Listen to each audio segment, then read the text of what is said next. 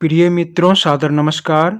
कहानियाँ इस तनाव भरे कलयुग में हमारे अंतरात्मा को कुछ क्षणों तक तनाव से दूर रखती है और कहानियाँ सुनने से हम अपने बचपन के दिनों में वापस चल पड़ते हैं।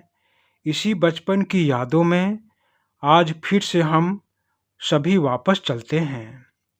यदि यह कहानी आप सबों के सराहना के योग्य हो तो कृपया मेरे इस चैनल को सब्सक्राइब करके घंटी दबाकर ऑल पर क्लिक करें, जिससे इसी प्रकार मैं आप सबों की सेवा में अपनी उपस्थिति बनाए रखूं।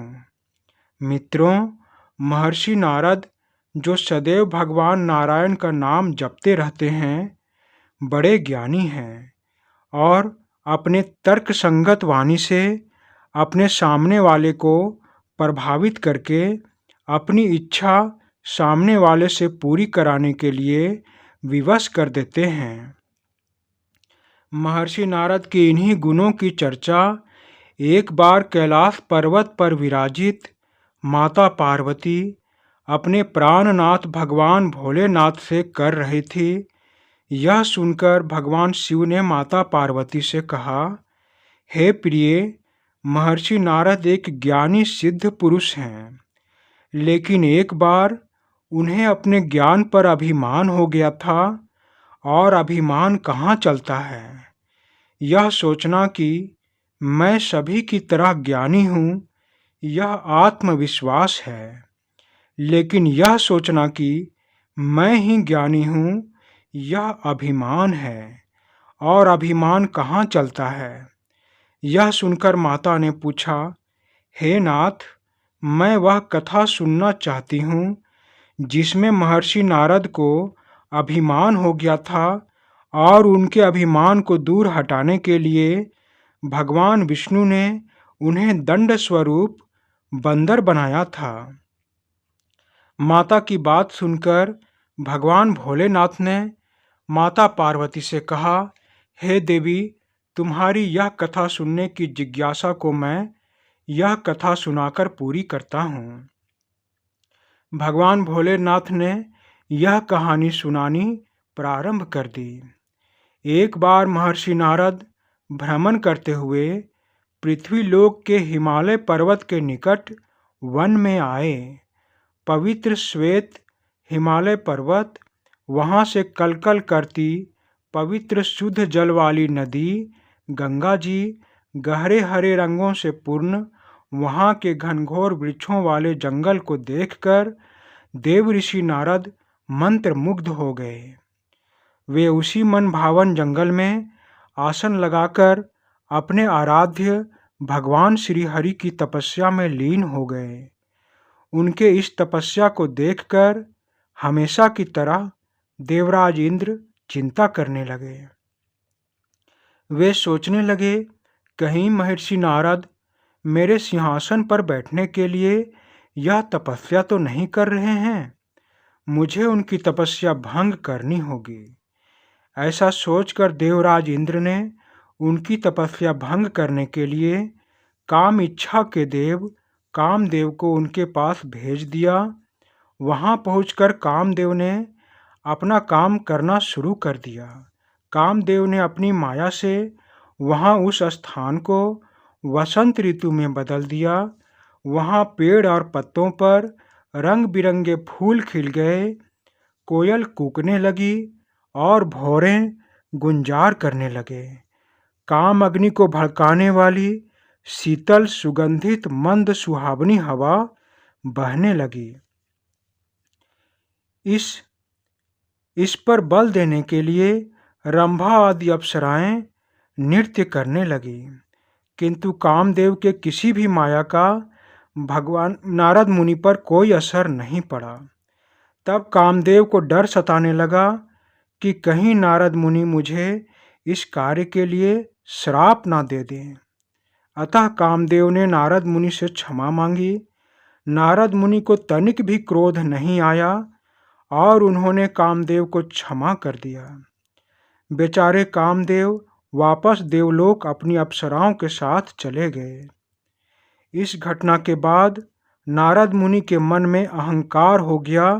वे सोचने लगे, मैं इतना ज्ञानी और दृढ़ संकल्पी हूँ कि कामदेव की माया से जरा भी नहीं डिगा।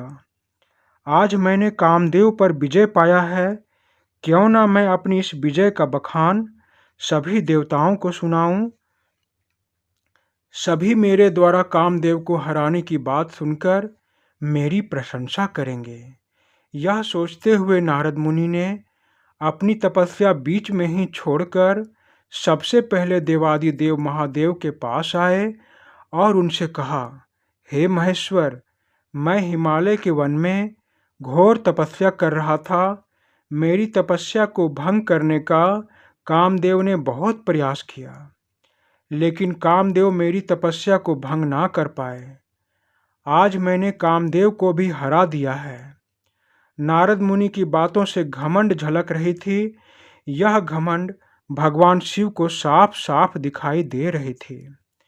महादेव ने मन ही मन सोचा, मैं नारद मुनि को क्षमा कर देता हूँ, परंतु यदि ये विष्णु जी के पास चले गए और अपनी प्रशंसा तथा अहंकार विष्णु जी के सामने प्रकट कर दी, तब अवश्य ही विष्णु जी इन्हें श्राप दे देंगे। इसीलिए भगवान भोलेनाथ ने नारद से कहा, हे नारद, आपने अपनी जीत की बात मुझे बताया, लेकिन किसी और देवता को मत बताना। भगवान शिव की ऐसी बात सुनकर नारद मुनि को लगा कि शिवजी मेरी जीत गाथा को सुनकर खुश नहीं हुए हैं, इसीलिए ऐसा कह रहे हैं। मैंने तो बहुत बड़ा काम किया है। जब तक मैं देवलोक के सभी देवताओं को अपनी जीत का बखान नहीं सुना देता, तब तक मुझे संतुष्टि नहीं मिलेगी। नारद मुनि कहाँ रुकने वाले थे, और वही हुआ जिसकी कामना भगवान शिव ने नहीं की थी। नारद जी क्षीर सागर में अपने आराध्य भगवान विष्णु के सम्मुख पहुंच गए। शिव जी के मना करने पर भी उन्होंने सारी कथा भगवान विष्णु को सुना दिया। उनकी बात सुनकर विष्णु जी समझ गए कि नारद जी को अहंकार ने घेर लिया है। भगवान श्रीहरि अपने भक्त के अहंकार को सह नहीं पाते हैं, इसीलिए उन्होंने नारद जी के घमंड को दूर कर उन्हें पहले की तरह सच्चा बनाने के लिए एक लीला रची। मित्रों, ईश्वर हमारे संरक्षक तथा सुधारक हैं। जैसे हम मनुष्य अपनी प्रिय वस्तु को कभी गंदा नहीं होने देते, उसी तरह ईश्वर अपने प्यारे भक्त को कभी गंदा नहीं होने देते। ईश्वर अपने भक्तों के तन और मन की गंदगी को कोई लीला रचकर उन्हें निर्मल करते हैं। इसीलिए भगवान ने एक लीला रची। भगवान श्री हरि से विदा लेकर नारद जी का घमंड और भी अधिक बढ़ गया। भगवान विष्णु ने नारद के मार्ग में एक सुंदर मनमोहक नगर का निर्माण कर दिया। उस नगर में राजा शीलनिधि राज्य किया करते थे। उनकी एक बड़ी ही सुंदर पुत्री थी, जिसका नाम विश्वमोहिनी था।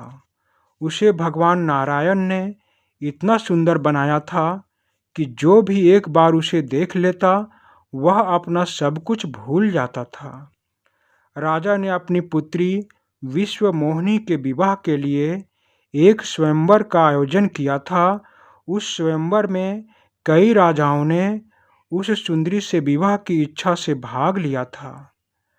नारद जी ने इतना सुंदर नगर पहले कभी नहीं देखा था, इसीलिए वे घूमते हुए वहाँ के राजा के पास पहुँच गए। राजा ने नारद जी का खूब सम्मान किया। फिर उनसे कहा, हे मुनि, आप तो बड़े ज्ञानी हैं। आपका आगमन बड़े ही शुभ अवसर पर हुआ है। आज मेरी पुत्री का स्वयंवर है, इसीलिए कृपा करके मेरी पुत्री की हस्तरेखा देखकर यह बताएं कि उसके जीवन में कैसा वर मिलने वाला है। जब वह कन्या नारद जी के सामने आई, तो उसे देखकर नारद मुनि अपना वैराग्य भूल गए। वह इतनी सुंदर थी कि नारद मुनि सब कुछ भूलकर उसे देखते ही रह गए। उस कन्या के रूप की भांति उसका भविष्य भी चमत्कारी था। उसकी हस्तरेखा बता रही थी कि जो भी व्यक्ति उससे विवाह करेगा वह अमर हो जाएगा। संसार के सभी जीव उसकी सेवा करेंगे। उसके रूप और गुण को देखकर नारद मुनि के मन में उस कन्या से विवाह करने की इच्छा जागृत हुई। फिर नारद मुनि ने एकांत में जाकर भगवान श्री हरि का स्मरण किया।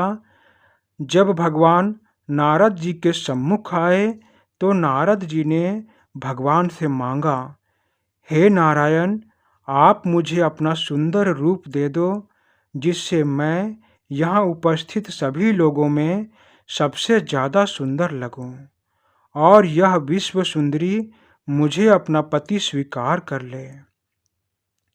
भगवान श्री हरि ने कहा, हे नारद, मैं वही करूँगा जिसमें तुम्हारी भलाई हो।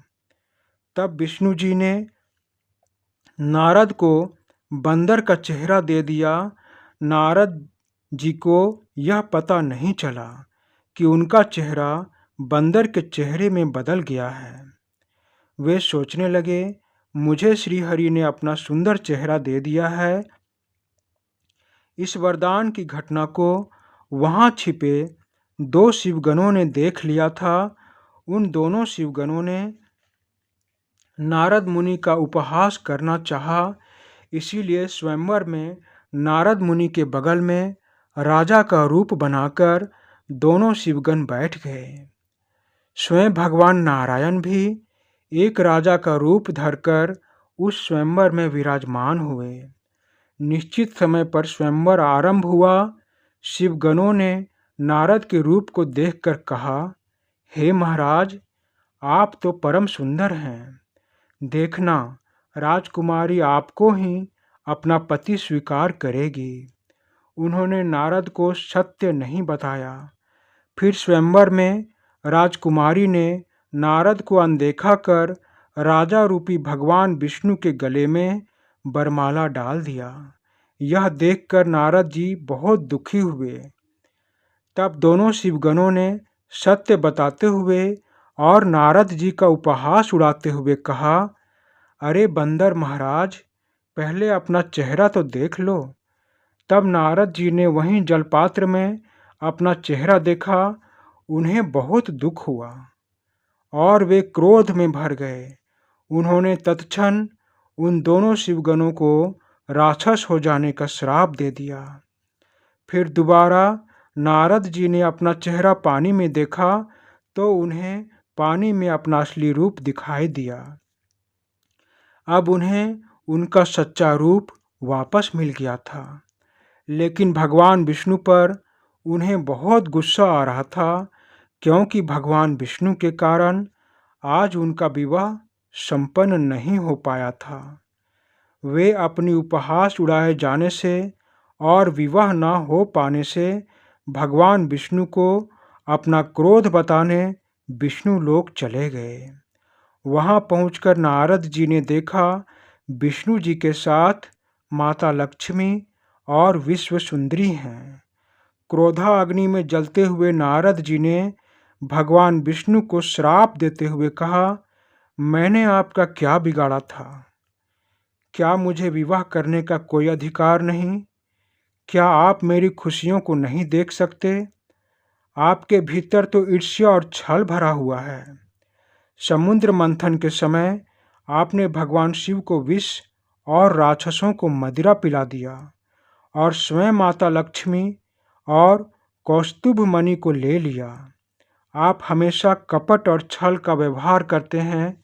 आपने मेरे साथ जो छल किया है उसका परिणाम आपको भुगतना ही पड़ेगा।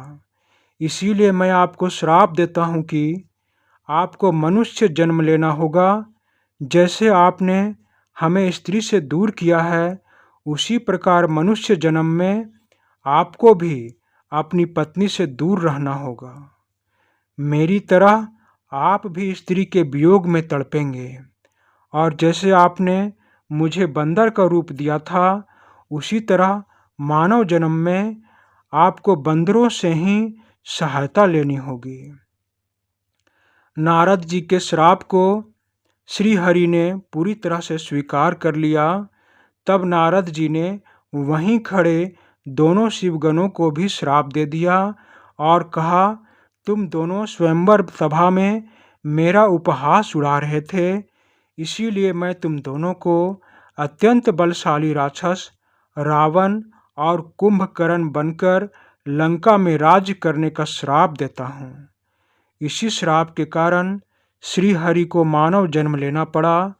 उन्हें श्री राम बनकर माता सीता के वियोग में 14 वर्ष वन में बिताना पड़ा और दोनों शिवगणों को नारद मुनि के उपहास उड़ाने के परिणाम स्वरूप लंका में रावण और कुंभकर्ण राक्षस बनकर श्री राम से वध होना पड़ा। यह कथा सुनाकर भगवान भोलेनाथ ने माता पार्वती से कहा, हे प्रिय, यह सब घटना पहले से ही भगवान विष्णु की सोची हुई लीला थी, जिसके माया में नारद जी को घमंड हुआ, फिर उनका अपमान हुआ, तब भगवान नारायण को यह श्राप मिला, जिससे यह लीला आगे के समय तक चलती रही। मित्रों, यह कहानी यहीं समाप्त होती है। धन्यवाद मित्रों, धन्यवाद।